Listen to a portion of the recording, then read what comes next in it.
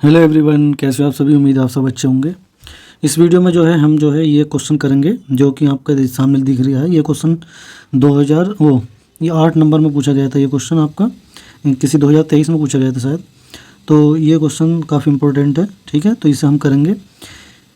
ये दर मापांक के रूप में जो चैप्टर नंबर 6 है उसकी प्रश्नावली का है ये। तो इसे हम करेंगे। चलिए, अब एक घन का आयतन हमें दे रखा है कि 9 सेंटीमीटर क्यूब पर सेकंड की दर से बढ़ रहा है। यदि इसके कोर की लंबाई 10 सेंटीमीटर है तो इसके पृष्ठ का क्षेत्रफल किस दर से बढ़ रहा है, ठीक है। तो ये घन की बात हो रही, तो घन के बारे में हम समझ लेते हैं पहले थोड़ा सा कि घन होता क्या है। घन जिसकी सारी साइड इक्वल होती हैं, लंबाई, चौड़ाई, ऊंचाई सब इक्वल होती हैं।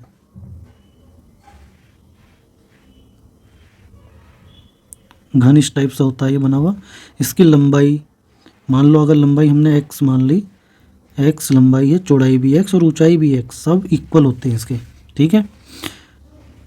मान लो लंबाई भी क्या थी l, x, चौड़ाई b है मान लो, वो भी x, और ऊंचाई जो वो भी x, इक्वल होती है इसमें।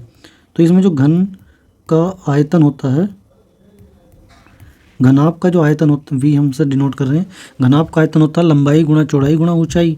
तो उसी फॉर्मूले से x गुणा x, क्योंकि यही लंबाई है, यही चौड़ाई है और यही ऊंचाई है, तो ये कितना आ जाएगा x क्यूब, ठीक है। ये घन का आयतन होता है। और घन का पृष्ठीय क्षेत्रफल, ये जो सारे जो पृष्ठ हैं हमारे, ये एक वर्ग की तरह हैं। सब के सब पृष्ठ जो इसके सब के सब 6 पृष्ठ हैं इसमें, और 6 के 6 वर्ग हैं। तो घन का अगर हमें लिखना होगा घन का पृष्ठीय क्षेत्रफल, तो घन का पृष्ठीय क्षेत्रफल जो है, एक वर्ग का क्षेत्रफल होता है भुजा का स्क्वायर।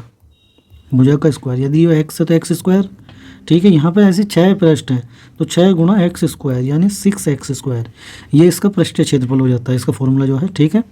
अब चलिए हम इस क्वेश्चन को करते हैं। तो सबसे पहले हम क्या कर, जो माना घन यानी क्यूब माना घन की भुजा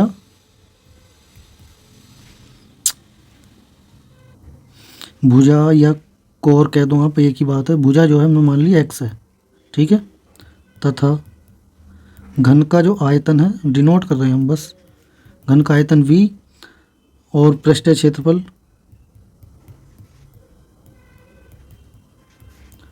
इन्हें आप ना भी लिखेंगे तो भी कोई दिक्कत ना। पृष्ठीय क्षेत्रफल को हम a से डिनोट कर रहे हैं, ठीक है। अब हमें जो जो लिखा हुआ हम वो जो दिया गया है वो लिखते हैं हम।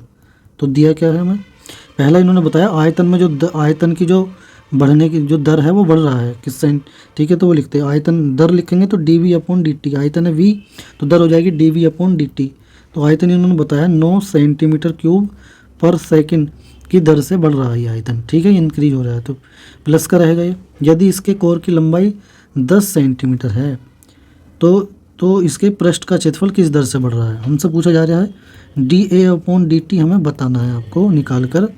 जब उसके कोर की लंबाई कितनी है, 10 सेंटीमीटर है, जब x का मान आपका 10 सेंटीमीटर है, तब उसके पृष्ठीय क्षेत्रफल में जो परिवर्तन हो रहा है, दर किस दर से बढ़ रहा है, वो हमें दर निकालनी है, ठीक है।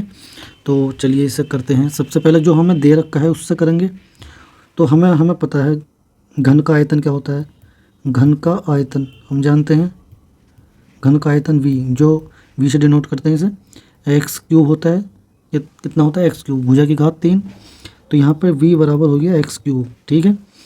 अब इसी समीकरण का अब हम अवकलन करेंगे, differentiation with respect to t, क्योंकि हमें दर निकालनी है। तो dv/dt और इसका करेंगे x क्यूब का, तो आ जाएगा 3x की पावर n का अवकलन जैसा करते हैं वैसा होगा ये, यानी कि x की पावर n का अवकलन क्या होता है, x की पावर n का अवकलन होता है n x की पावर n-1, ये अवकलन का फॉर्मूला x की पावर n का, ठीक है। तो पावर आगे आएगी, एक पावर कम हो जाएगी आपकी, तो 3 में से 1 कम हो जाएगी, और फिर ये तो कर दिया हमने x की घात 3 का। अब x का और करेंगे तो dx/dt, क्योंकि t के रेस्पेक्ट में कर रहे हैं हम, ठीक है। तो ये आ जाएगा dx/dt, यानी ये आएगा dv/dt की जो वैल्यू आ गई 3x² और dx/dt आ गया।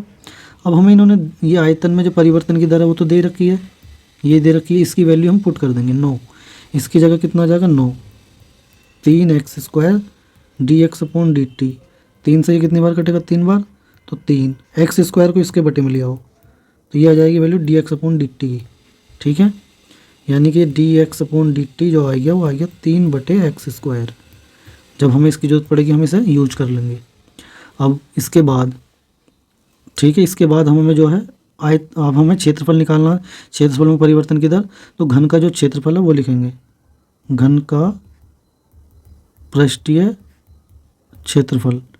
पृष्ठीय क्षेत्रफल यानी ए से डिनोट कर रहे हैं हम, ठीक है। तो पृष्ठीय क्षेत्रफल जो है ए आपका वो किसके बराबर होगा, 6 एक्स स्क्वायर के, 6 गुणा भुजा की घात 2 6 एक्स स्क्वायर, ठीक है। भुजा एक्स मान रखी हमने कोर। अब हमें इसका फिर से डिफ्रेंसिएशन करना पड़ेगा टी के रेस्पेक्ट में, तो D A upon D T, 6 तो ऐसे ही लिखेंगे कांस्टेंट है, एक्स की पावर एन का फिर यही वाला वो इसी वाले फॉर्मूले से कर देंगे, पावर आगे आएगी और एक पावर कम हो जाएगी, 2 थी तो 1 होगी। अब एक्स का करेंगे D x upon D T, ठीक है, ये आ जाएगा। तो D A upon D T बराबर 6 दूनी 12 एक्स और D x upon D T, ठीक है। अब यहाँ पर D x upon D T की वैल्यू ये वाली रख देंगे यहाँ पर, D A upon D T बराबर 12 एक्स, इसकी मान है 3 बटे एक्स स्क्वायर, ठीक है। तो यहाँ से एक एक्स तो कैंसिल आउट हो जाएगा, तो D A upon D T बराबर आ जाएगा 12 × 36 बटे एक्स, ठीक है। अब हमसे यही पूछा गया था D A upon D T की जो वैल्यू है वो निकालनी थी जब एक्स का मान 10 सेंटीमीटर होगा। तो एक्स की जगह क्या रखेंगे, 10 रख देंगे। एक्स की जगह हमने क्या रख दिया, 10 से इसे भाग देंगे तो 3.6 आ जाएगा, यानी दाईं तरफ से एक से पहले पॉइंट लग जाएगा। 3.6 ये क्षेत्रफल है, तो ये आ जाएगा सेंटीमीटर स्क्वायर पर सेकंड। यानी कि जो आपका पृष्ठीय क्षेत्रफल है वो आपका 3.6 सेंटीमीटर स्क्वायर पर सेकंड की दर से इंक्रीज हो रहा है, बढ़ रहा है, ठीक है। यही हमारा क्या हो जाएगा, इसका आंसर हो जाएगा, ठीक है दोस्तों। उम्मीद करता हूँ आपको ये क्वेश्चन ज़रूर समझ आया होगा, ठीक है। तो वीडियो को लाइक कर दें, अपने दोस्तों को शेयर कर दें। यदि कोई प्रॉब्लम है तो आप कमेंट बॉक्स में हमें बता सकते हैं, ठीक। चलिए मिलते हैं नए के साथ, ओके बाय।